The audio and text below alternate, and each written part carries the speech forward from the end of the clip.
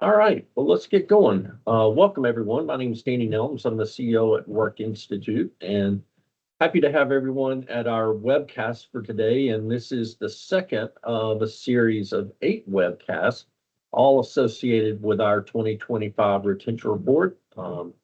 Most of you may, hopefully, most of you are aware of the annual retention report that we put out. This is our 9th annual report.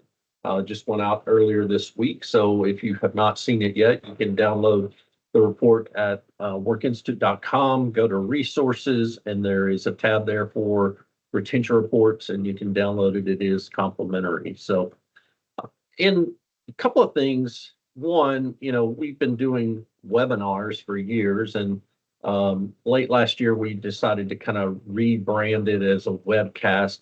What that means, really, I don't know, other than I'm just trying to take a little bit more of a conversational approach to this, really trying to just get some ideas out there, not be so much of a lecture. One thing I definitely invite in this is for you to participate, and I'd like to ask you to participate by using the Q&A tab. I welcome questions throughout the discussion today in the webcast, so please feel free to throw questions out there, and I'll try and get to them as quickly as I can. One of the, every year when you put together a report as lengthy and as comprehensive as our retention reports, you're always looking for themes and ideas and how you want to approach it. The very first report in 2017, one of the things that we talked about were truths. What are truths that we need to get at? And those truths came from, in a lot of cases, we're really not looking at things the correct way. There's myths, there's misconceptions around things. And so this year we decided to revisit that idea. And so we have 11 truths that we talk about in our 2025 retention report. Of course, the data that we always provide in terms of reasons for leaving is all there. So I really encourage you to download the report and certainly look forward to hearing your feedback. And one of the first truths that we talk about is our belief that uncontrolled employee turnover is actually a fiduciary breach. And coming from someone who works with a lot of organizations that may have retention issues or have had retention issues or see those retention issues coming down the road, a lot of times they just end up not doing anything, and it's frustrating, right? And I was talking to Dr. Mahan, who is the founder of Work Institute. He and I had a conversation way back in like November, and we started talking about this from the cost perspective, which we almost always do, how expensive it is to lose people. And the idea emerged that really this is a fiduciary problem and a fiduciary issue. So I want to talk about employee turnover in that frame today. And I want to first talk about it from the standpoint of what is a fiduciary, right? What is it that a fiduciary is supposed to be doing? And when I think of fiduciaries, I think about our executive team, I think about boards of directors, I think about owners. Those are the folks that really are fiduciaries for the company. And fiduciaries are really bound by the responsibility to operate in the best interest of their stakeholders. And this implies prioritizing the financial interest of the organization to benefit those stakeholders, or in the case of a public company, it's the shareholders. And there's really kind of 2 terms that come to mind when I was researching this and looking at it. One is, duty of care. And that duty of care talks about making informed and prudent decisions in the organization. And the second is duty of loyalty, which is acting in the best interest of the company and the shareholders. So I think all of the board members, I think the executive team, I think they're bound by this duty of care and duty of loyalty. And if we're not doing that, I think we're actually not fulfilling our fiduciary responsibilities. And the operational, the financial, the relational, the reputational things, all of those are severe issues when we have uncontrolled employee turnover. And if we're not actually addressing this, then that is a significant risk to the organization. And I think it's a breach of fiduciary responsibility. So I want to tell you about an organization that I once worked with in the healthcare industry. I'm not going to go any further than that, but they're fairly large organization, about 40,000 employees. So we're talking about a very big company. It is a public company, and their first year turnover of RNs and a support role in the organization was about 45%.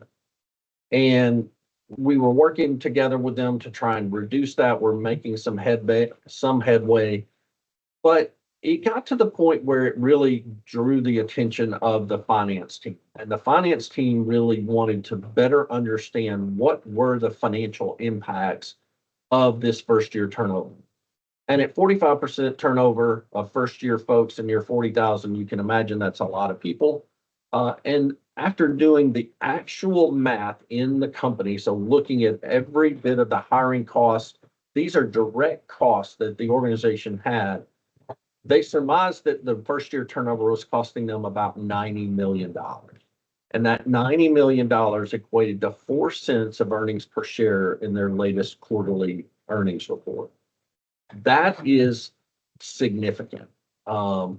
And so the idea became, we have to actually do something about it. We've got to actually approach this through the fiduciary lens, meaning we're going to go do something. We're going to look at that ROI, and we're going to make changes in this organization. So they started to really address it through that financial lens.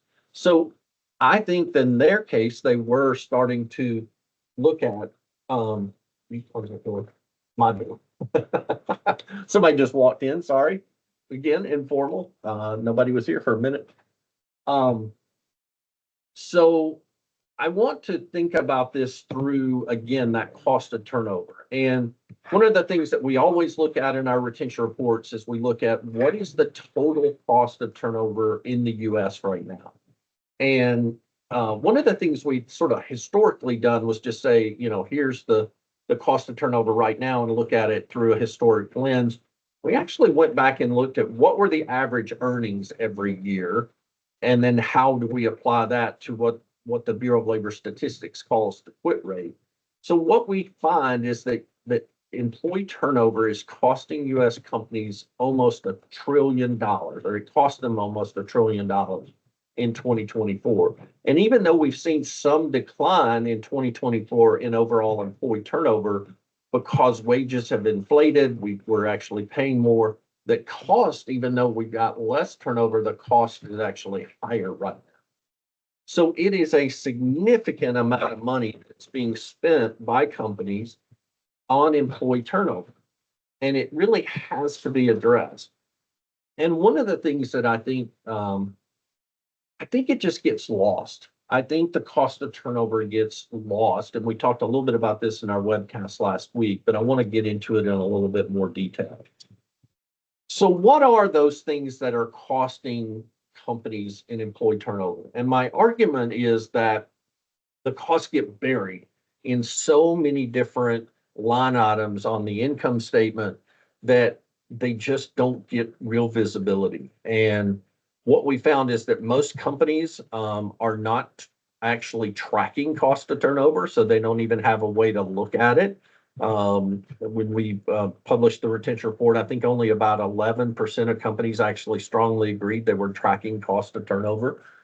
So we got those direct costs. What are those recruitment costs? Everything it costs to actually drive candidates to our company, whether that's applicant tracking systems, whether that's advertising, whether that's search firms, you name it, all of those recruitment costs. What does it actually cost to hire somebody, and going through all of the training and onboarding? Going back to the example I was giving in the beginning, the training of an RN was about $22,000. So it was significant in those early stages. In fact, in healthcare in general, when an RN leaves, the idea is it costs about $70,000 when a nurse leaves. So it is a very significant cost. But then we have all those sort of hidden costs. What are those productivity and performance losses, right? So many times we hear frustrations because a colleague leaves and somebody else has to take over the work. So they feel like they're doing the work of two people. We have things like the knowledge drain and the institutional loss that comes with someone leaving. Um, just that engagement cost, right? It's stressful for organizations when there are positions that are unfilled. And I think I looked at this stat not too long ago, but I think there's typically anywhere from 3 to 5 weeks of an open position when somebody leaves before it gets refilled. And that just creates significant problems internally for teams that are trying to get work done. There's all kinds of cultural costs that it is. There's customer, right? How are we impacting the customer? Every time I call, you know, the cable company or the bank or someone, and it takes, your wait time is now 17 minutes. Immediately it goes into my head that they're short staffed. And so they're not able to get to those customer calls as quickly as they would like to. So their operational costs, and then their legal and compliance cost as well. So this list just goes on and on and on in terms of what's actually impacting the organization. And I always like to throw out an example. And some of you have seen this probably if any of you were on last week's webcast. So I'm just repeating it, but I think it's worthy of repeating.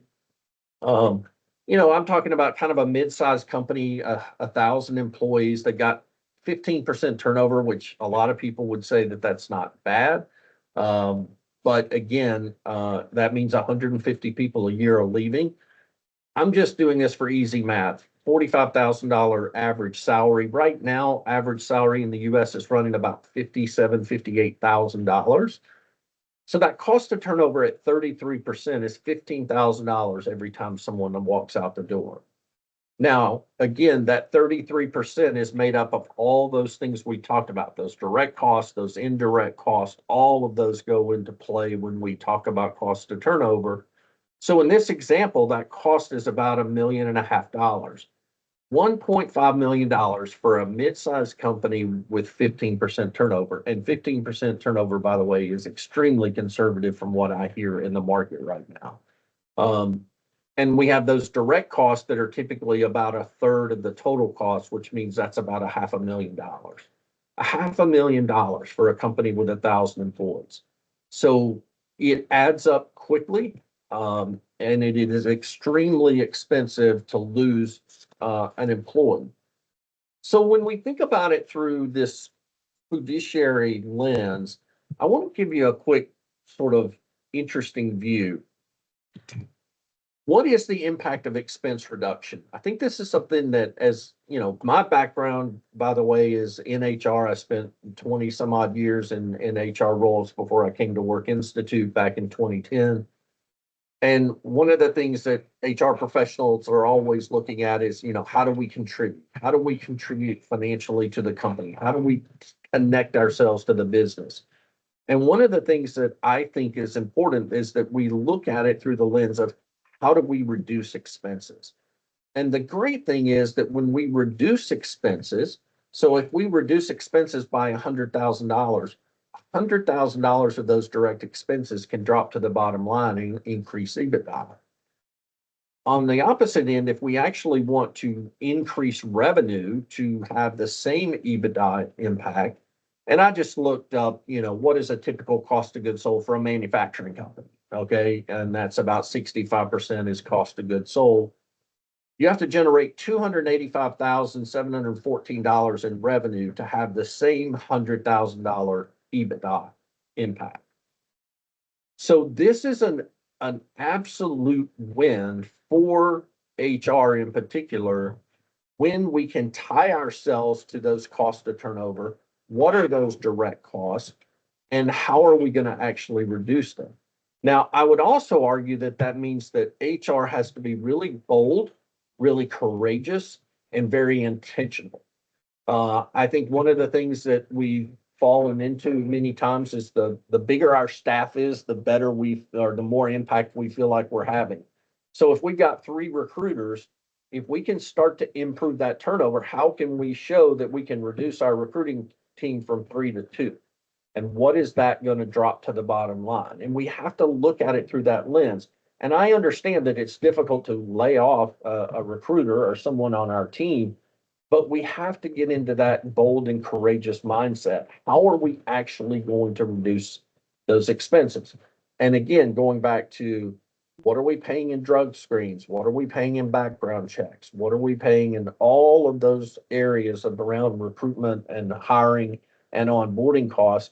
And how are we going to show that there's an actual reduction in expenses for the company when we're improving our retention efforts and actually improving retention? So that's, to me, one of the ways that HR can really tie themselves to the business, have a strong business impact, is actually looking through and figuring out what turnover is costing us, knowing that, tracking that, making it visible. And then as we improve retention, how are we going to make sure that we're dropping those dollars to the bottom line?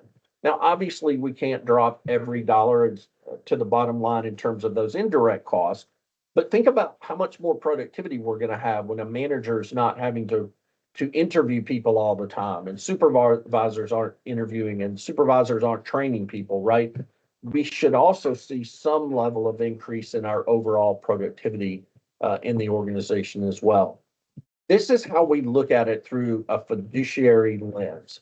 And in doing that, I think what we're going to be able to do is actually get our executives and our board of directors to also recognize the fiduciary responsibility of improving retention and actually improving the bottom line through those retention efforts. So this is the way we've got to think about it. It's the way we have to talk about it. So again, I think we're mismanaging employee retention. And if you'll see this graph on the right, you can see we have about 40 million people back in 2021 that left their jobs voluntarily. And as I said, that has declined slightly the last 3 years. But in the grand scheme of things, it's not reduced that much, right? We went from like 40 million to 36, 37 million. So it's not a significant drop. And for the most part, it appears as though that drop in turnover has been more macro events, economic events, as opposed to companies actually making improvements. And here's the thing that I'm going to point out that I think is the biggest challenge related to mismanaged employee retention. And that is, we get caught up in the idea of benchmarks. We believe that as long as we can meet the expectation of we're as good as our competitors from a benchmarking perspective. So I was looking at this earlier, the fast service restaurant industry, average turnover is 123%. So if all companies simply looked at it and said, as long as we've got a little bit, a little bit better than 123%, then we're good, right? We're doing better than our competition. So we're going to just chalk that up as a huge success.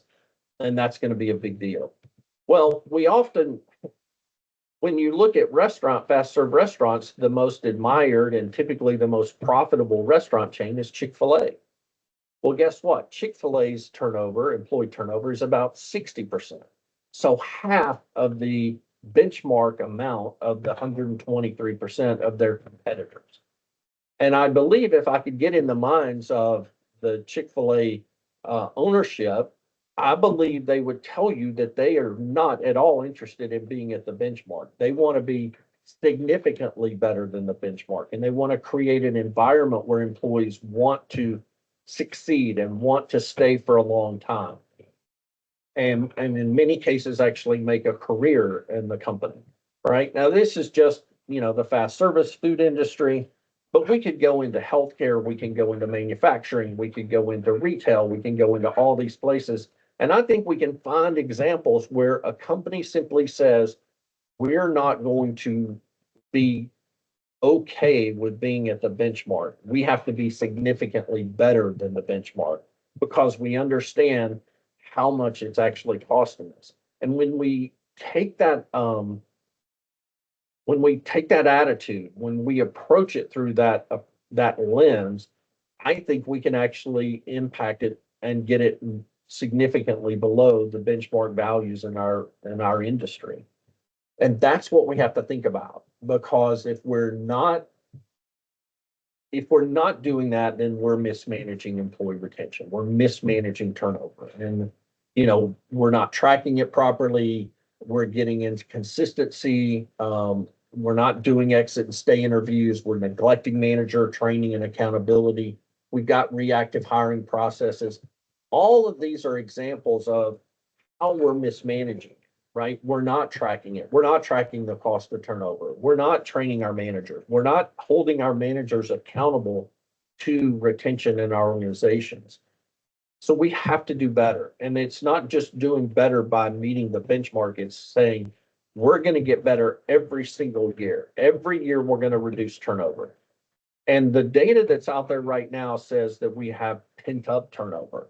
A Gallup came out with some research just recently that said that the number of people that intend to leave or want to leave their company in the next year is at its highest point in 10 years. And keep in mind, that includes the 2021 Great Resignation, right? So that is how much pent up turnover we believe is in organizations right now. And if we're not starting to do something right now, as this economy hopefully starts to move forward, if we get some positive jobs, open jobs, we're going to see that exodus start to begin. And again, if we're not looking at it through a fiduciary lens, then it's uncontrolled turnover. It's mismanagement of turnover. So we got to look at it through that lens. A couple of things going back to fiduciary responsibility, fiduciary duty of care and duty of loyalty is when we are having uncontrolled turnover, when we're not paying attention to it, then our value proposition to our customers and to our employees is eroding. We have, again, that lost institutional knowledge.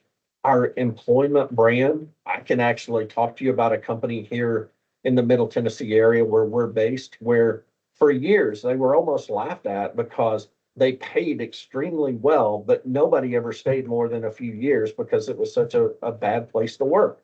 And people would go there just to sort of up their salary for some period of time so they could go and leverage that somewhere else. But it was known as a very bad place to work. And that is the employment brand that existed for that organization. As I talked about earlier, we get disruption with team dynamics, increased workload. We're relying on contract workers. Go back to the Great Resignation and how much healthcare organizations were paying for travel nurses. Typically we're paying maybe $30 to $40 an hour for a registered nurse. We were paying $125 an hour for a travel nurse. So those costs are significant. So when we don't control turnover, when we don't improve turnover, then we're devaluing our proposition, both to our customers and to our employees. So that's number one. Number two, almost always when we have high turnover, we actually see legal and compliance violations go up. So non-compliance with employee laws, violations, neglect of employee relations policies, high turnover within regulated industries. All of those things are typically present when we have high turnover. We also see that when we have high turnover, it's very much like disengagement, everything from disability claims to workers' comp claims.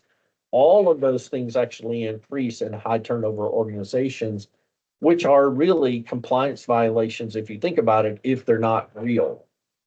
So we've got real legal and compliance violations that are occurring, which again rolls back up into this fiduciary responsibility.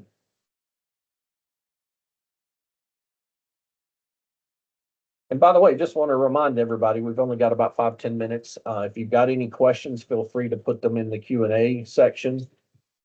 So what is the perception of shareholders, right? And shareholders, we typically think about that in a public company, but shareholders, in my sense, are also employees because they're getting paid. We may have owners that are involved. And that high turnover actually contributes to potentially management or is seen as management misbehavior. Oftentimes it's seen as a lack of strategic direction.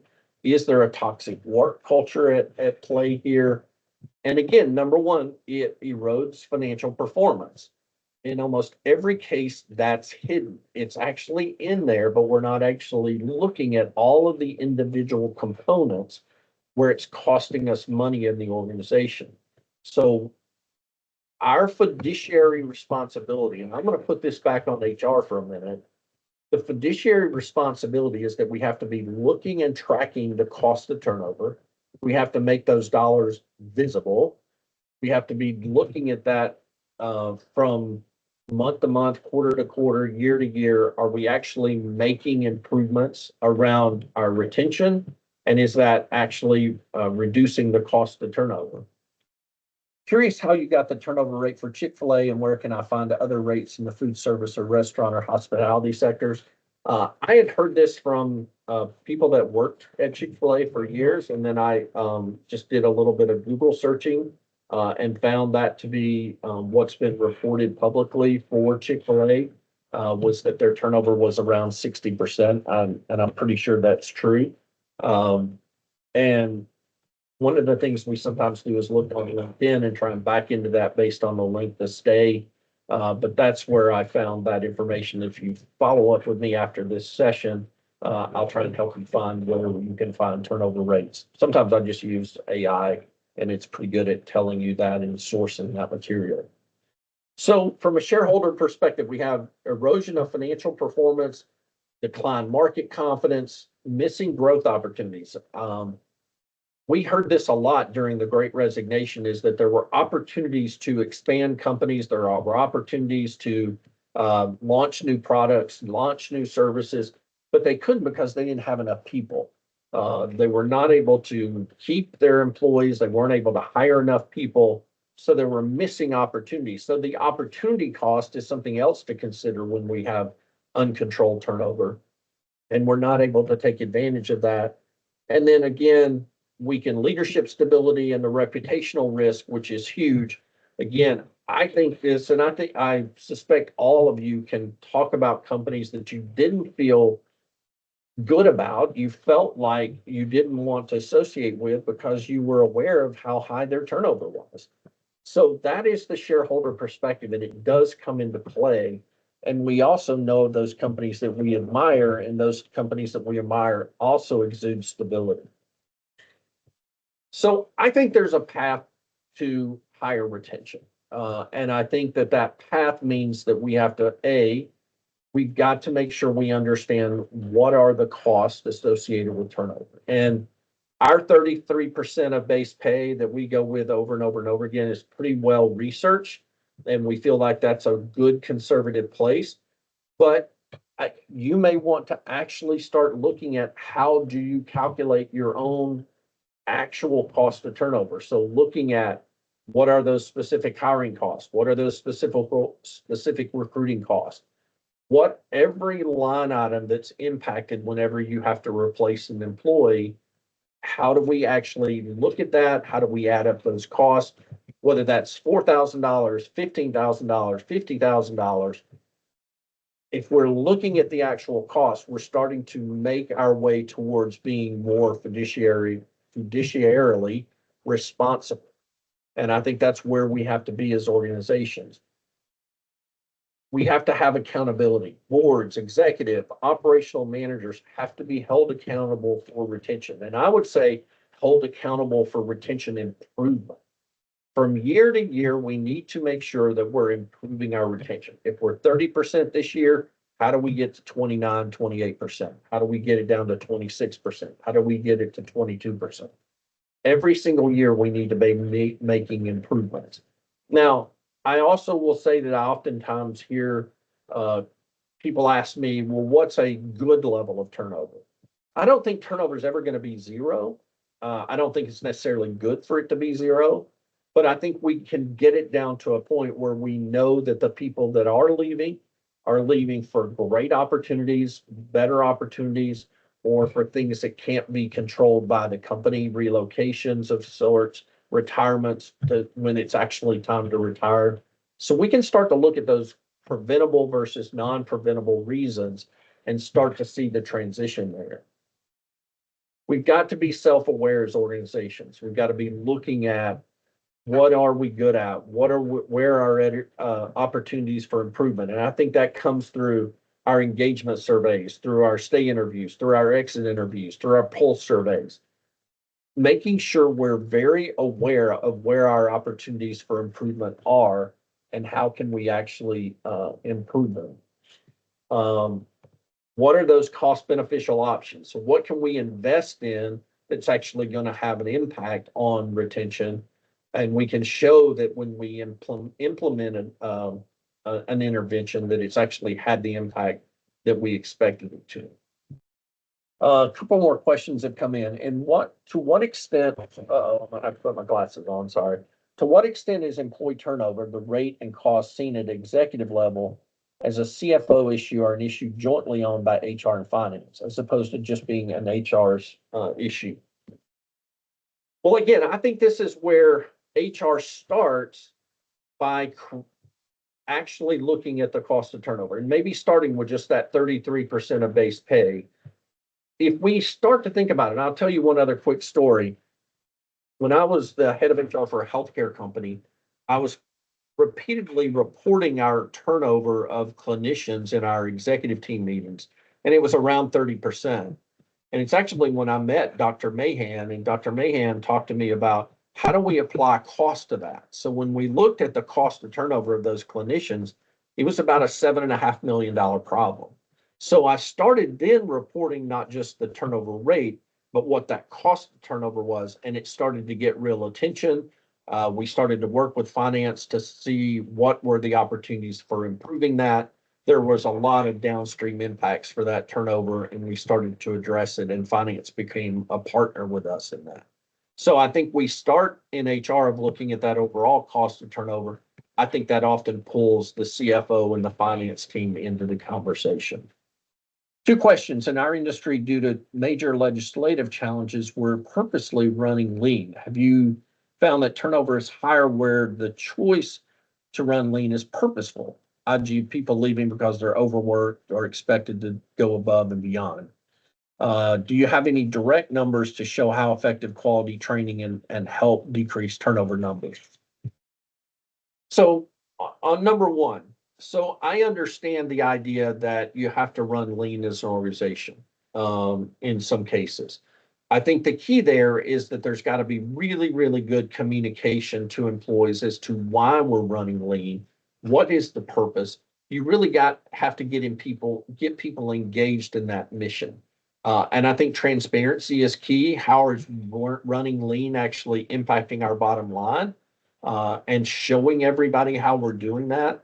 So I think in a lean organization that's being purposeful about being lean, there's got to be a ton of transparency, a lot of communication, and really getting everybody on board with that mission.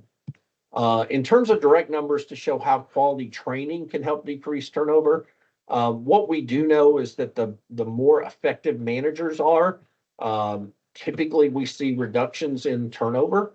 And so we really have to just look at how are we training people and then tracking the turnover in those areas and actually making correlations between as we're improving manager effectiveness, we're actually seeing the turnover go down.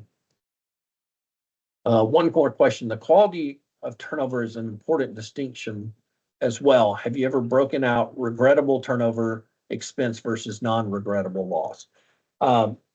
We talk about it as preventable and non-preventable, but I have seen a lot of companies that do regrettable and non-regrettable. Similar concept. Typically in the non-regrettable, there's some involuntary turnover that's there as well. Typically, we're only talking about voluntary when we're talking about preventable and not preventable. But I like the idea of that regrettable and non-regrettable losses, and then being able to look at the cost of turnover in each of those buckets.